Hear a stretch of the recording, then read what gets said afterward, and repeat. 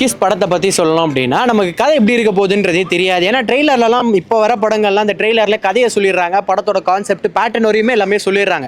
அப்படி பார்க்கும்போது இந்த படத்தில் வந்து அந்த கிஸ்ன்ற டைட்டில் வச்சிருக்காங்க, அதுக்கு அந்த படத்துக்கு ஏற்ற மாதிரி தான் வச்சிருக்காங்கன்றது அந்த ப்ரோமோலையும் டைட்டிலையும் நல்லாவே தெரியுது. ஆனால் படம் எப்படி இருக்க போகுது அப்படின்னு தேட்டரில் உட்காந்து பார்த்தா ஃபர்ஸ்ட் ஹாஃபை பற்றி உண்மையாக சொல்லணும்னா ஃபர்ஸ்ட் 20 நிமிஷம் நல்லா தான் பிடிச்சி ஆடியன்ஸை கரெக்டாக வச்சிருக்காங்க, இப்படி தான் படம் ட்ராவல் ஆக போகுதுன்றதை சொல்கிறாங்க. அந்த 20 நிமிஷத்துக்கு மேலே ஹீரோக்கு ஒரு ப்ராப்ளம் வருது. அந்த ப்ராப்ளமை வந்து எப்படி வந்து ஹீரோ சால்வ் பண்ண போகிறாரு அப்படின்றதான் செகண்ட் ஹாஃப். என்னன்னா இந்த ஃபர்ஸ்ட் ஹாஃப்ல ஒரு ப்ராப்ளம் வருதுல்ல, அதை வந்து நல்லா இம்பாக்டாக காமிச்சிருந்தாங்கன்னா நல்லா போயிருக்கும். ஆனால் அந்த இம்பாக்ட் வந்து கொஞ்சம் கம்மியாக இருந்தது. பட் ஆனால் அந்த ஃபர்ஸ்ட் ஹாஃப் வந்து கொஞ்சம் ஸ்லோவாக ட்ராகியாக தான் போகுது. ஆனால் இந்த ஸ்லோவாகலாம் போகுது பார்த்தீங்களா, கவின் வந்து கரெக்டாக ஆடியன்ஸை பிடிச்சி வச்சிருக்காரு. படம் கொஞ்சம் அப்படியே ஸ்லோவாக ட்ராகியாக போனாலும் அவரோட பெர்ஃபார்மன்ஸ் வந்து நிறுத்தி நிப்பாட்டி எல்லா ஆடியன்ஸும் வந்து அந்த ஹோல்ட் பண்ணி வச்சிருக்காரு. ஒரு ஹீரோவாக அங்கேயே வந்து வின் பண்ணிட்டாரு. அவரோட பெர்ஃபார்மன்ஸ் நல்லா இருக்கு. செகண்ட் ஹாஃப் அப்படின்னு போகும்போது இப்போ இந்த ஹீரோ ஹீரோயின் வந்து சேர்றாங்களா இல்லையா, எந்த அளவுக்கு இந்த ஒரு அலை வந்து அவர் வந்து இழுத்துட்டு போகுது. இவரோட ஃப்ளாஷ்பேக் ஒன்று இருக்கும், இவரோட கர்மா ஒன்று இருக்கும். இந்த கர்மா அண்ட் இந்த ஃப்ளாஷ்பேக் வந்து கடைசி வரையும் வந்து எப்படி அவர் ஹேண்டில் பண்ணுறாரு, எந்த மாதிரியான புண்ணிய விஷயங்கள்லாம் பண்ணுறாரு அப்படின்றது படத்தில் காமிச்சிருப்பாங்க. இந்த படத்தில் ஒரு அழகான சீன் இருந்துச்சு. அது வந்து இந்த நாயை வச்சு ஒரு லவ் ஸ்டோரி வந்து கன்வே பண்ணியிருப்பாங்க. ஒரு 2 நிமிஷத்துல 3 நிமிஷம். அது ஆடியன்ஸ் யாருமே எக்ஸ்பெக்ட் பண்ணல. ஆனால் ஒரு நாயை வச்சு ஒரு லவ் ஸ்டோரி கொடுக்குற அளவுக்கு அந்த டேரக்டர் வந்து டெபியூவாக வந்து அந்த சீன் எடுத்திருக்காரு அப்படின்னா டேரக்டர் வின் பண்ணிட்டாரு. மேபி ஆடியன்ஸை எப்படிலாம் வந்து ஹோல்ட் பண்ண வைக்கணும் அப்படின்றத இன்னுமே பார்த்தாருன்னா இன்னுமே கொஞ்சம் நல்லாயிருக்கும். படம் வந்து டீசெண்டாக இருக்குது, தாராளமாக போய் பார்க்கலாம்.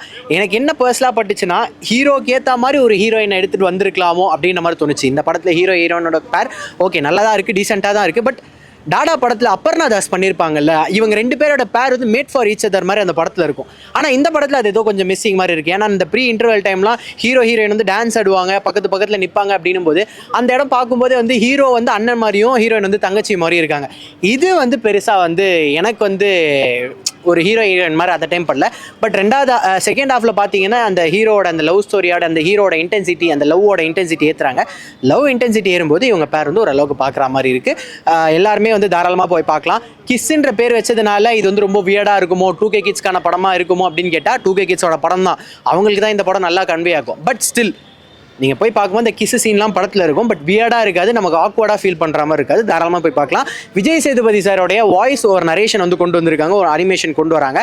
அது ஆரம்பத்தில் ஒரு ஹைப் வந்து கொடுக்குது, அதுக்கப்புறம் அவரோட வாய்ஸ் ஓவர் பார்க்க முடியாது. ஆக்சுவலாக வந்து கவின் அவர் வந்து ரீசெண்டாக வந்து ஆடியன்ஸ் வந்து பயங்கரமாக இழுத்துக்கிட்டு இருக்காரு.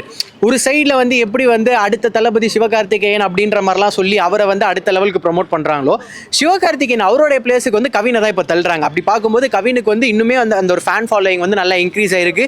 ரீசெண்டாக ஒரு கடைசி ஒரு 2 வருஷத்தில் நீங்கள் பார்த்தீங்கன்னா ஸ்டாரு, டாடா அந்த மாதிரியான படங்கள்லாம் வந்து பண்ணிக்கிட்டு இருக்காரு. கொஞ்சம் எக்ஸ்பெரிமெண்ட் பண்ணுற மாதிரி வந்து பார்த்தீங்கன்னா இன்னொரு படமும் வந்து பண்ணியிருந்தார். ஸோ அந்த ஒரு பிச்சைக்கார மாதிரி ஒரு படம் பிளடி பேகர் வந்து பண்ணியிருந்தார்.